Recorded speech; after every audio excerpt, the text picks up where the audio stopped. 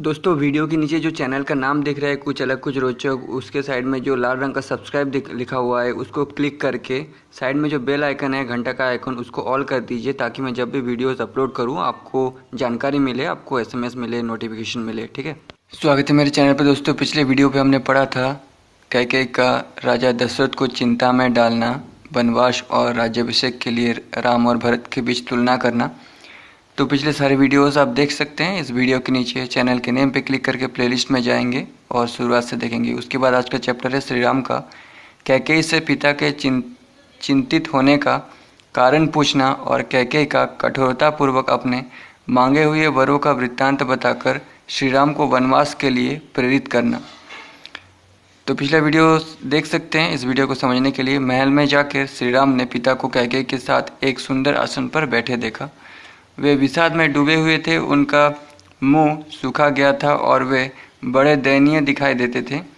निकट पहुंचने पर श्री राम ने विनीत भाव से पहले अपने पिता के चरणों में प्रणाम किया। उसके बाद बड़ी सावधानी के साथ उन्होंने कैकेयी के चरणों में भी मस्तक झुकाया। उस समय दीन दशा में पड़े हुए राजा दशरथ एक बार राम ऐसा कहकर चुप हो गए। इससे आगे उनसे बोला नहीं गया। उनके नेत्रों में आंसू भर आए, अतः वे श्री राम की ओर ना तो देख सके और ना उनसे कोई बात ही कर सके। राजा का वो अभूतपूर्व भयंकर रूप देखकर श्री राम को भी भय हो गया, मानो उन्होंने पैर से किसी सर्प को छू दिया हो। राजा की इंद्रिय में प्रसन्नता नहीं थी, वे शोक और संताप से दुर्बल हो रहे थे, बारंबार लंबी सांसें भरते थे तथा उनके चित्त में बड़ी व्यथा और व्याकुलता थी। वे ऐसे दिखते थे मानो तरंग मालाओं से उपलक्षित अक्षोभ्य समुद्र शुद्ध हो उठा हो, सूर्य को राहु ने ग्रस लिया हो अथवा किसी महर्षि ने झूठ बोल दिया हो। राजा का वो शोक संभावना से परे था। इस शोक का क्या कारण है, यह सोचते हुए श्री रामचंद्र जी पूर्णिमा के समुद्र की भांति अत्यंत विक्षुब्ध हो उठे। पिता के हित में तत्पर रहने वाले परम चतुर श्री राम सोचने लगे कि आज ही ऐसी क्या बात हो गई जिससे महाराज मुझसे प्रसन्न होकर बोलते नहीं हैं। और दिन तो पिताजी कुपित होने पर भी मुझे देखते ही प्रसन्न हो जाते थे। आज मेरी ओर दृष्टि करके इन्हें क्लेश क्यों हो रहा है। ये सब सोचकर श्री राम दीन से हो गए, शोक से कातर हो उठे। विषाद के कारण उनके मुख की कांति फीकी पड़ गई। वे कैकेयी को प्रणाम करके उसी से पूछने लगे, माँ, मुझसे अनजान में कोई अपराध तो नहीं हो गया जिससे पिताजी मुझ पर नाराज हो गए हैं। तुम ये बात मुझे बताओ और तुम ही इन्हें मना दो। ये तो सदा मुझे प्यार करते थे, आज इनका मन अप्रसन्न क्यों हो गया। देखता हूँ ये आज मुझसे बोलते तक नहीं हैं। इनके मुख पर विषाद छा रहा है और ये अत्यंत दुखी हो रहे हैं। कोई शारीरिक व्याधि जनित संताप अथवा मानसिक चिंता तो इन्हें पीड़ित नहीं कर रहा है, क्योंकि मनुष्य को सदा सुखी सुख मिले ऐसा सुयोग प्राय दुर्लभ होता है। मतलब हमेशा सुखी सुख मिले ऐसा जरूरी नहीं है। प्रियदर्शन कुमार भरत, महाबली शत्रुघ्न अथवा मेरी माताओं का तो कोई अमंगल नहीं हुआ है। महाराज को असंतुष्ट करके अथवा इनकी आज्ञा न मानकर इन्हें कुपित कर देने पर मैं 2 घड़ी भी जीवित रहना नहीं चाहता। मनुष्य जिसके कारण इस जगत में अपना प्रादुर्भाव या जन्म देखता है, उस प्रत्यक्ष देवता पिता के जीते जी वो उसके अनुकूल बर्ताव क्यों ना करेगा। कहीं तुमने तो अभिमान या रोष के कारण मेरे पिताजी से कोई कठोर बात नहीं कह डाली जिससे इनका मन दुखी हो गया। देवी, मैं सच्ची बात पूछता हूँ, बताओ किस कारण से महाराज के मन में आज इतना संताप है।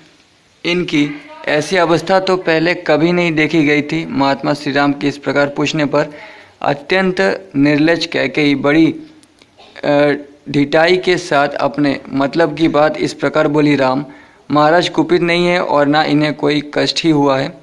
इनके मन में कोई बात है जिसे तुम्हारे डर से ये कह नहीं पा रहे हैं। तुम इनके प्रिय हो, तुमसे कोई अप्रिय बात कहने के लिए इनकी जबान नहीं खुलती, किंतु इन्होंने जिस कार्य के लिए मेरे सामने प्रतिज्ञा की है उसका तुम्हें अवश्य पालन करना चाहिए। इन्होंने पहले तो मेरा सत्कार करते हुए मुझे मुँह मांगा वर दे दिया और अब ये दूसरे गवार मनुष्यों की भांति उसके लिए पश्चाताप करते हैं। ये प्रजानाथ पहले मैं दूंगा ऐसी प्रतिज्ञा करके मुझे वर दे चुके हैं और अब उसके निवारण के लिए व्यर्थ प्रयत्न कर रहे हैं। पानी निकल जाने पर उसे रोकने के लिए बांध बांधने की निरर्थक चेष्टा करते हैं। राम, सत्य ही धर्म की जड़ है, ये सत्पुरुषों का भी निश्चय है। कहीं ऐसा ना हो कि ये महाराज तुम्हारे कारण मुझ पर कुपित होकर अपने उस सत्य को ही छोड़ बैठे। जैसे भी इनके सत्य का पालन हो वैसे तुम्हें करना चाहिए। यदि राजा जिस बात को कहना चाहते हैं वो शुभ हो या अशुभ, तुम सर्वथा उसका पालन करो, तो मैं सारी बात पुनः तुमसे कहूँगी। यदि राजा की कही हुई बात तुम्हारे कानों में पड़कर वही नष्ट ना हो जाए, यदि तुम उनकी प्रत्येक आज्ञा का पालन कर सको, तो मैं तुमसे सब कुछ खोलकर बता दूंगी। ये स्वयं तुमसे कुछ नहीं कहेंगे। कैकेयी की कही हुई ये बात सुनकर श्री राम के मन में बड़ी व्यथा हुई। उन्होंने राजा के समीप ही देवी कैकेयी से इस प्रकार कहा, अहो धिक्कार है देवी, तुम्हें मेरे प्रति ऐसी बात मुँह से नहीं निकालनी चाहिए। मैं महाराज के कहने से आग में भी कूद सकता हूँ, तीव्र विष का भी भक्षण कर सकता हूँ और समुद्र में भी गिर सकता हूँ। महाराज मेरे गुरु, पिता और हितैषी हैं। मैं उनकी आज्ञा पाकर क्या नहीं कर सकता। इसलिए देवी, राजा को जो अभिष्ट है वो बात मुझे बताओ, मैं प्रतिज्ञा करता हूँ उसे पूर्ण करूँगा। राम दो तरह की बात नहीं करता है। श्री राम सरल स्वभाव से युक्त और सत्यवादी थे। उनकी बात सुनकर अनार्या कैकेयी ने अत्यंत दारुण वचन कहना आरंभ किया। रघुनंदन, पहले की बात है, देवासुर संग्राम में मैं तुम्हारे पिता शत्रु के बाणों से बिंध गए थे। उस महासमर में मैंने इनकी रक्षा की थी। उससे प्रसन्न होकर इन्होंने मुझे 2 वर दिए थे। राघव, उन्हीं में से एक वर के द्वारा मैंने महाराज से ये याचना की कि भरत का राज्याभिषेक हो, और दूसरा वर यह मांगा कि तुम्हें आज ही दंडकारण्य वन में भेज दिया जाए। नरश्रेष्ठ, यदि तुम अपने पिता को सत्य प्रतिज्ञा बनाना चाहते हो और अपने को भी सत्यवादी सिद्ध करने की इच्छा रखते हो, तो मेरी यह बात सुनो। तुम पिता की आज्ञा के अधीन रहो। जैसी इन्होंने प्रतिज्ञा की है उसके अनुसार तुम्हें 14 वर्ष के लिए वन में प्रवेश करना चाहिए। रघुनंदन, राजा ने तुम्हारे लिए जो ये अभिषेक का सामान जुटाया है उस सबके द्वारा यहाँ भरत का अभिषेक किया जाए, और तुम इस अभिषेक को त्याग कर 14 वर्षों तक दंडकारण्य में रहते हुए जटा और चीर धारण करो। कौशल नरेश की इस वसुधा का जो नाना प्रकार के रत्नों से भरी पूरी और घोड़े तथा रथों से व्याप्त है, भरत शासन करें। बस इतनी सी बात है। ऐसा करने से तुम्हें वियोग का कष्ट सहन करना पड़ेगा। ये सोचकर महाराज करुणा से डूब रहे हैं। इसी शोक से इनका मुख सूख गया और इन्हें तुम्हारी ओर देखने का साहस नहीं होता। रघुनंदन राम, तुम राजा की इस आज्ञा का पालन करो और इनके महान सत्य की रक्षा करके इन नरेश को संकट से उबार लो। कैकेयी के इस प्रकार कठोर वचन कहने पर भी श्री राम के हृदय में शोक नहीं हुआ, परंतु महानुभाव राजा दशरथ पुत्र के भावी वियोग जनित दुख से संतप्त एवं व्यथित हो उठे। नेक्स्ट चैप्टर, कैकेयी श्री राम की कैकेयी के साथ बातचीत और वन में जाना स्वीकार करके उनका माता कौशल्या के पास आज्ञा लेने के लिए जाना। वो अप्रिय तथा मृत्यु के समान कष्टदायक वचन सुनकर भी शत्रुसूदन श्री राम व्यथित नहीं हुए। उन्होंने कैकेयी से इस प्रकार कहा, माँ, बहुत अच्छा, ऐसा ही हो। मैं महाराज की प्रतिज्ञा का पालन करने के लिए जटा और चीर धारण करके वन में रहने के निमित्त अवश्य यहाँ से चला जाऊँगा, परंतु मैं ये जानना चाहता हूँ कि आज दुर्जय तथा शत्रु का दमन करने वाले महाराज मुझसे पहले की तरह प्रसन्नतापूर्वक बोलते क्यों नहीं है। देवी, मैं तुम्हारे सामने ऐसी बात पूछ रहा हूँ, इसलिए तुम्हें क्रोध नहीं करना चाहिए। निश्चय चीर और जटा धारण करके मैं वन को चला जाऊँगा, तुम प्रसन्न रहो। राजा मेरे हितैषी, गुरु, पिता और कृतज्ञ हैं। इनकी आज्ञा होने पर मैं इनका कौन सा ऐसा प्रिय कार्य है जिससे निशंक होकर ना कर सकूं। किंतु मेरे मन को एक ही हार्दिक दुख अधिक जला रहा है कि स्वयं महाराज ने मुझसे भरत के अभिषेक की बात नहीं कही। मैं केवल तुम्हारे कहने से भी अपने भाई भरत के लिए इस राज्य को, सीता को, प्यारे प्राणों को तथा सारी संपत्ति को भी प्रसन्नतापूर्वक स्वयं ही दे सकता हूँ। सीता को भी, अच्छा, फिर यदि स्वयं महाराज मेरे पिताजी आज्ञा दे और वो भी तुम्हारा प्रिय कार्य करने के लिए, तो मैं प्रतिज्ञा का पालन करते हुए उस कार्य को क्यों नहीं करूँगा। तुम मेरी ओर से विश्वास दिलाकर इन लज्जाशील महाराज को आश्वासन दो। ये पृथ्वीनाथ पृथ्वी की ओर दृष्टि किए धीरे धीरे आंसू क्यों बहा रहे हैं? आज ही महाराज की आज्ञा से दूत शीघ्रगामी घोड़ों पर सवार होकर भरत को मामा के यहाँ से बुलाने के लिए चले जाएं। मैं अभी पिता की बात पर कोई विचार न करके 14 वर्षों तक वन में रहने के लिए तुरंत दंडकारण्य को चला ही जाता हूँ। श्री राम की यह बात सुनकर कैकेयी बहुत प्रसन्न हुई। उसे विश्वास हो गया कि ये वन को चले जाएंगे। अतः श्री राम को जल्दी जाने की प्रेरणा देते हुए वो बोली, तुम ठीक कहते हो, ऐसा ही होना चाहिए। भरत को मामा के यहाँ से बुला लाने के लिए दूत लोग शीघ्रगामी घोड़ों पर सवार होकर अवश्य जाएंगे। परंतु राम, तुम वन में जाने के लिए स्वयं ही उत्सुक जान पड़ते हो, अतः तुम्हारा विलम्ब करना मैं ठीक नहीं समझती। जितना शीघ्र संभव हो तुम्हें यहाँ से वन को चल देना चाहिए। नरश्रेष्ठ राजा, लज्जित होने के कारण जो स्वयं तुमसे नहीं कहते हैं, ये कोई विचारणीय बात नहीं है, अतः इसका दुख तुम अपने मन से निकाल दो। श्री राम, तुम जब तक अत्यंत उतावली के साथ इस नगर से वन को नहीं चले जाते, तब तक तुम्हारे पिता स्नान अथवा भोजन नहीं करेंगे। कैकेयी की यह बात सुनकर शोक में डूबे हुए राजा दशरथ लंबी सांसें खींचकर बोले, धिक्कार है, हाय बड़ा कष्ट हुआ। इतना कहकर वे मूर्छित हो उस सुवर्णभूषित पलंग पर गिर पड़े। उस समय श्री राम ने राजा को उठाकर बैठा दिया और कैकेयी से प्रेरित हो कीड़े की चोट खाए हुए घोड़ों की भांति वे शीघ्रतापूर्वक वन को जाने के लिए उतावले हो गए। तो दोस्तों, जो भी कुछ इंसान के जीवन में घटता है वो उसके मर्जी से ही घटता है, ठीक है। तो दशरथ ने कैकेयी को ये दुख देने का अधिकार दिया था, उससे ज़्यादा प्यार करके, ठीक है, यही उसका फल है। अनार्या कैकेयी के उस अप्रिय एवं दारुण वचन को सुनकर भी श्री राम के मन में व्यथा नहीं हुई। वे कैकेयी से बोले, देवी, मैं धन का उपासक होकर संसार में नहीं रहना चाहता। तुम विश्वास रखो, मैंने भी ऋषियों की ही भांति निर्मल धर्म का आश्रय ले रखा है। पूज्य पिताजी का जो भी प्रिय कार्य मैं कर सकता हूँ उसे प्राण देकर के भी करूँगा। तुम उसे सर्वथा मेरे द्वारा हुआ ही समझो। पिता की सेवा अथवा उनकी आज्ञा का पालन करना जैसे महत्वपूर्ण धर्म है, उससे बढ़कर संसार में दूसरा कोई धर्माचरण नहीं है। यद्यपि पूज्य पिताजी ने स्वयं मुझसे नहीं कहा है, तथापि मैं तुम्हारे ही कहने से 14 वर्ष तक इस भूतल पर निर्जन वन में निवास करूँगा। कैकेयी, तुम्हारा मुझ पर पूरा अधिकार है, मैं तुम्हारी प्रत्येक आज्ञा का पालन कर सकता हूँ। फिर भी तुमने स्वयं मुझसे ना कहकर इस कार्य के लिए महाराज से कहा, इनको कष्ट दिया, इससे जान पड़ता है कि तुम मुझ में कोई गुण नहीं देखती हो।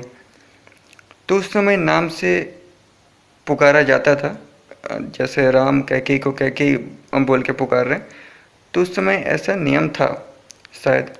अच्छा, अब मैं माता कौशल्या से आज्ञा ले लूँ और सीता को भी समझा बुझा लूँ। इसके बाद आज ही विशाल दंडक वन की यात्रा करूँगा।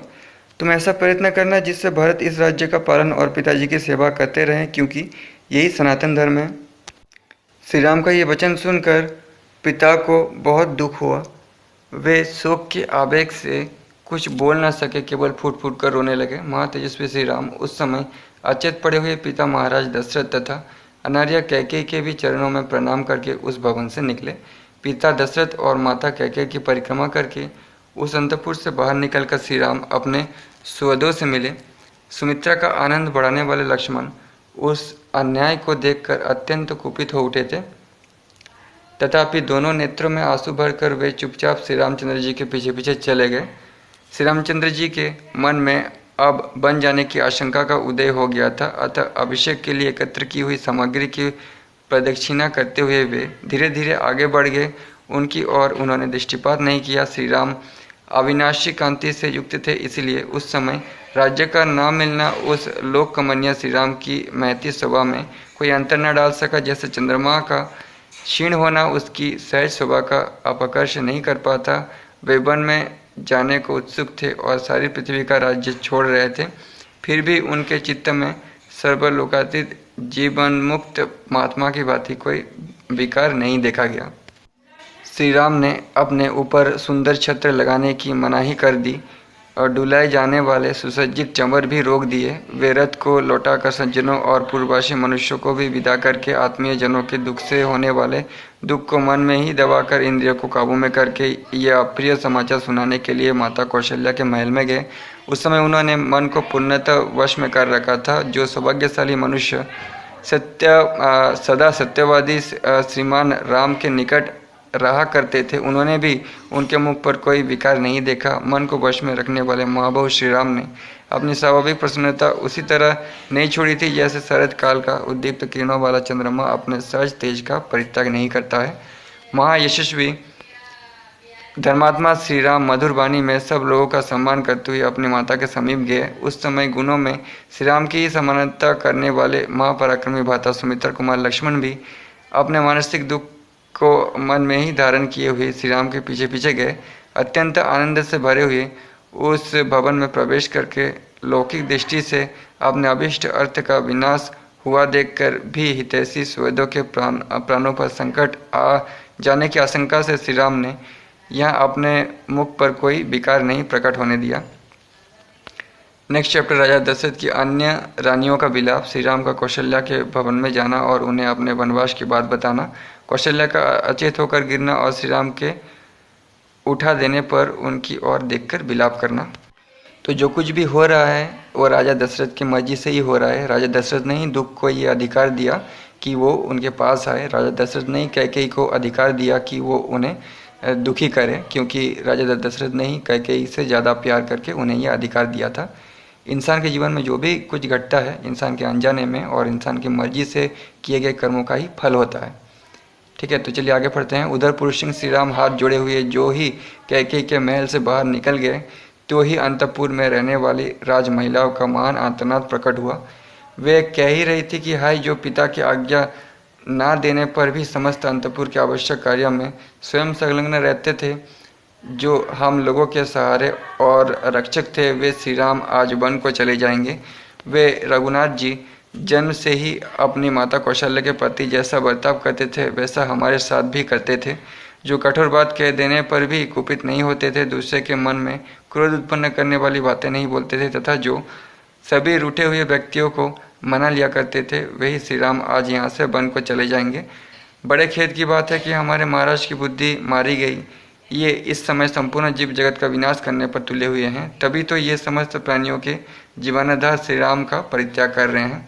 इस प्रकार समस्त रानियां अपने पति को कोसने लगी और बछड़े से बिछड़े हुई गौ की तरह उच्च स्वर से क्रंदन करने लगी। अंतपुर का वो भयंकर आंतरनाद सुनकर महाराज दशरथ ने पुत्र शोक से संतप्त हो लज्जा के मारे बिछौने में ही अपने को छिपा लिया। इधर जितेंद्रिय श्री रामचंद्र जी सज्जनों के दुख से अधिक खिन्न होकर हाथी के समान लंबी सांस खींचते हुए भाई लक्ष्मण के साथ माता के अंतपुर में गए। वहां उन्होंने उस घर के दरवाजे पर एक परम पूजित वृद्ध पुरुष को बैठा हुआ देखा और दूसरे भी बहुत से मनुष्य वहां खड़े दिखाई दिए।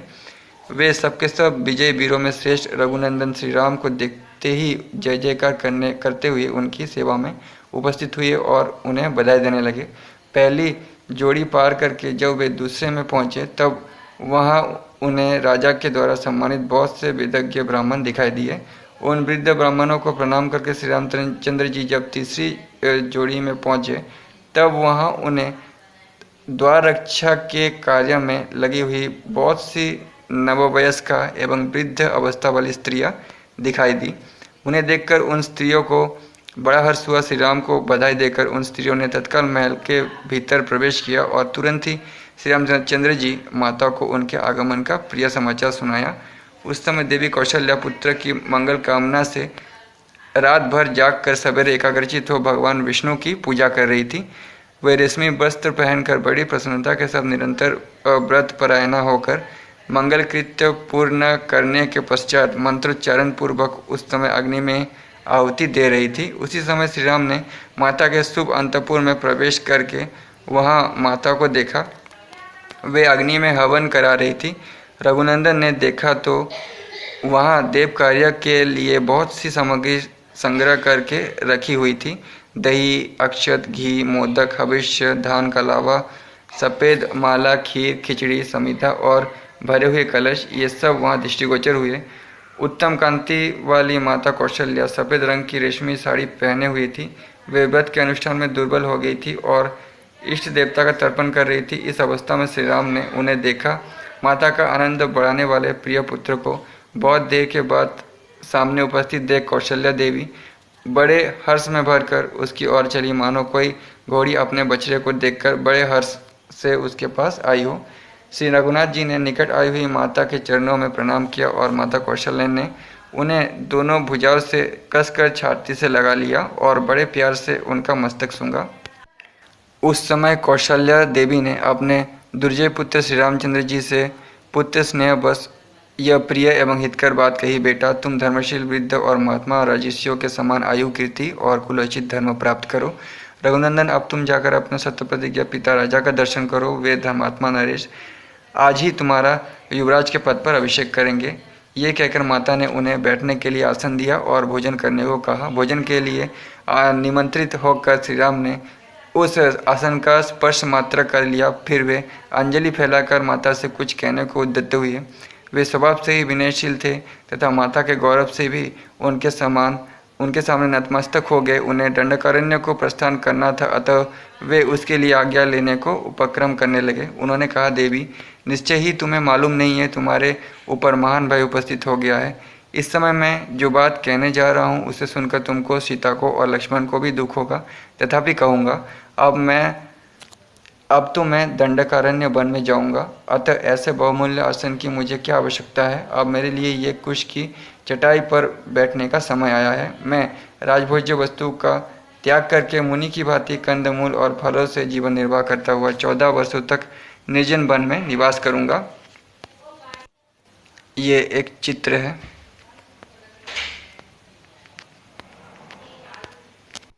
महाराज युवराज का पद भरत को दे रहे हैं और मुझे तपस्वी बनाकर दंडकारण्य वन में भेज रहे हैं। अतः 14 वर्षों तक निर्जन वन में रहूंगा और जंगल में सुलभ होने वाले बतकल आदि को धारण करके फल मूल के आहार से ही जीवन निर्वाह करता रहूंगा।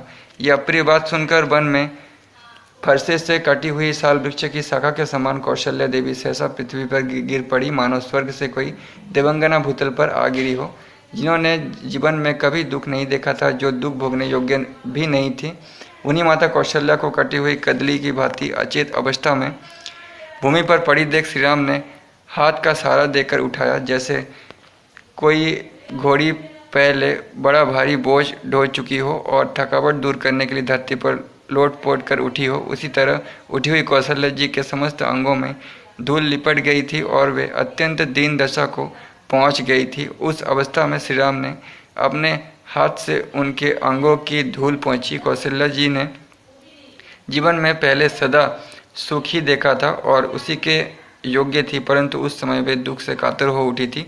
उन्होंने लक्ष्मण के सुनते हुए अपने पास बैठे पुरुष सिंह श्री राम से इस प्रकार कहा, बेटा रघुनंदन, यदि तुम्हारा जन्म न हुआ होता तो मुझे इस एक ही बात का शोक रहता। आज जो मुझ पर इतना भारी दुख आ पड़ा है, इसे बंध्या होने पर मुझे नहीं देखना पड़ता। बेटा, बंध्या को एक मानसिक शोक होता है, उसके मन में ये संताप बना रहता है कि मुझे कोई संतान नहीं है, इसके सिवा दूसरा कोई दुख उसे नहीं होता। बेटा राम, पति के प्रभुत्व काल में एक ज्येष्ठ पत्नी को जो कल्याण या सुख प्राप्त होना चाहिए, वो मुझे पहले कभी नहीं देखने को मिला। सोचती थी पुत्र के राज्य में मैं सब सुख देख लूँगी और इसी आशा में मैं अब तक जीती रही। बड़ी रानी होकर भी मुझे अपनी बातों से हृदय को वितीर्ण कर देने वाली छोटी सौतों के बहुत से अप्रिय वचन सुनने पड़ेंगे। स्त्रियों के लिए इससे बढ़कर महान दुख और क्या होगा। अतः मेरा शोक और विलाप जैसा है, उसका कभी अंत नहीं है। तात तुम्हारे निकट रहने पर भी मैं इस प्रकार सौतों से तिरस्कृत रही हूँ, फिर तुम्हारे परदेश चले जाने पर मेरी क्या दशा होगी। उस दशा में तो मेरा मरण ही निश्चित है। पति की ओर से मुझे सदा अत्यंत तिरस्कार अथवा कड़ी फटकार ही मिली है, कभी प्यार और सम्मान नहीं प्राप्त हुआ है। मैं कैकेयी की दासियों के बराबर अथवा उनसे भी गई बीती समझी जाती हूँ। जो कोई मेरा सेवा में रहता या मेरा अनुसरण करता है, वो भी कैकेयी के बेटे को देखकर चुप हो जाता है, मुझसे बात नहीं करता है। बेटा, इस दुर्गति में पड़कर मैं सदा क्रोधी स्वभाव के कारण कटु वचन बोलने वाले उस कैकेयी के मुख को कैसे देख सकूंगी। रघुनंदन, तुम्हारे उपनयन रूप द्वितीय जन्म लिए सहस्त्र वर्ष बीत गए, अर्थात तुम अब 27 वर्ष के हो गए। अब तक मैं यही आशा लगाई चली आ रही थी कि अब मेरा दुख दूर हो गया। तो मतलब श्री राम जी का उम्र था 27 वर्ष। राघव अब इस बुढ़ापे में, मतलब जब वो वन को जा रहे थे उस समय उतना उम्र था, यहाँ पे लिखा हुआ है। राघव अब इस बुढ़ापे में इस तरह सौतों का तिरस्कार और उससे होने वाले महान अक्षय दुख को मैं अधिक काल तक नहीं सह सकती। पूर्ण चंद्रमा के समान तुम्हारे मनोहर मुख को देखे बिना मैं दुखित दयनीय जीवन वृत्ति से रहकर कैसे निर्वाह करूंगी बेटा। यदि तुझे इस देश से निकाल ही जाना है तो मुझे भाग्यहीना ने बारंबार उपवास, देवताओं का ध्यान तथा बहुत से परिश्रमजनक उपाय करके व्यर्थ ही तुम्हारा इतने कष्ट से पालन पोषण किया है। मैं समझती हूँ कि निश्चय ही ये मेरा दृढ़ बड़ा कठोर है, मतलब मेरा ये हृदय बड़ा कठोर है जो तुम्हारे बिछोह की बात सुन करके भी वर्षा काल के नूतन जल के प्रवाह से टकराए हुए महानदी के कगार की भांति फट नहीं जाता है। निश्चय ही मेरे लिए कहीं मौत नहीं है, यमराज के घर में भी मेरे लिए जगह नहीं है। तभी तो जैसे किसी रोती हुई मृग को सिंह जबरदस्ती उठा ले जाता है, उसी प्रकार यमराज मुझे आज ही उठा ले जाना नहीं चाहता। अवश्य ही मेरा कठोर हृदय लोहे का बना हुआ है जो पृथ्वी पर पड़ने पर भी ना तो फटता है ना टुक टुक हो जाता है। इसी दुख से व्याप्त हुए इस शरीर के भी टुकड़े टुकड़े नहीं हो जाते हैं। निश्चय ही मृत्युकाल आए बिना किसी का मरण नहीं होता। सबसे अधिक दुख की बात यह है कि पुत्र के सुख के लिए मेरे द्वारा किए गए व्रत, दान और संयम सब व्यर्थ हो गए। मैंने संतान की हित कामना से जो तप किया है वो भी ऊपर में बोए हुए बीज की बातें निष्फल हो गया। यदि कोई मनुष्य भारी दुख से पीड़ित हो, असमय में भी अपनी इच्छा के अनुसार मृत्यु पा सके, तो मैं तुम्हारे बिना अपने बछड़े से बिछड़ी हुई गाय की भांति आज ही यमराज की सभा में चली जाऊं। चंद्रमा के समान मनोहर सुख कांति वाले श्री राम, यदि मेरी मृत्यु नहीं होती तो तुम्हारे बिना यहाँ व्यर्थ कुत्सित जीवन क्यों बिताओ बेटा। जैसे गो दुर्बल होने पर भी अपने बछड़े के लोभ से उसके पीछे पीछे चली जाती, उसी प्रकार मैं भी तुम्हारे साथी बन को चली जाऊंगी। आने वाले सारी दुख को सहने में असमर्थ हो महान संकट का विचार करके सत्य के ध्यान में बंधे हुई अपने पुत्र श्री रघुनाथ जी की ओर देखकर माता कौशल्या उस समय बहुत विलाप करने लगी, मानो कोई किन्नरी अपने पुत्र को बंधन में पड़ा हुआ देखकर विलाप कर रही है। नेक्स्ट चैप्टर, लक्ष्मण का रोष, उनका श्री राम को बलपूर्वक राज्य पर अधिकार करने के लिए प्रेरित करना तथा श्री राम का पिता की आज्ञा ले धर्म बताकर